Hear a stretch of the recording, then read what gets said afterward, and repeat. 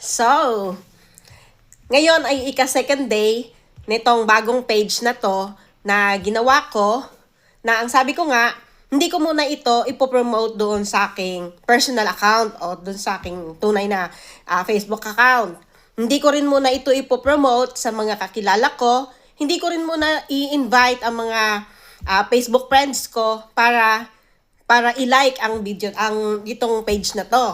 So dito sa page na to ay ina-experiment ko pa lang muna kung totoo ba yung sinasabi na basta consistent lang daw tayo na nagpo-post ng ating mga content ay pabayaan na daw natin gumalaw ang trabaho ni algorithm o ni Lola Mets, no? Yung algorithm ni Lola Mets. Kasi trabaho niya trabaho daw niya yung promote ng ating mga content. Sabi, basta't daw yung quality ang ating content ay kusa daw itong ipopromote ng algorithm ni Lola Mets. Kaya ba nakikita naman natin, di ba? Halimbawa, dumadaan sa mga wall natin. Hindi naman natin siya finalo, hindi naman tayo naka-like sa kanya, pero di ba dumadaan sa wall natin?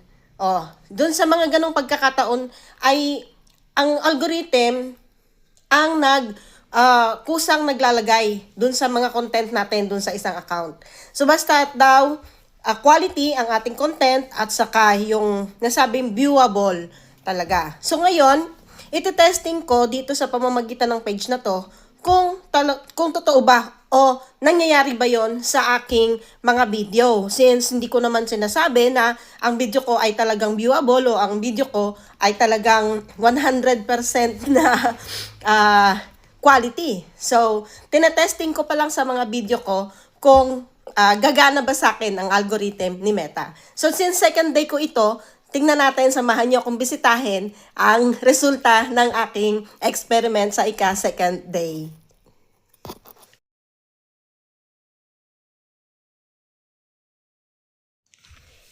So, di ba? Ibig sabihin, legit, di ba? Legit yung ipinopromote ni Lola Mets o ng algorithm ni Lola Mets yung ating mga content.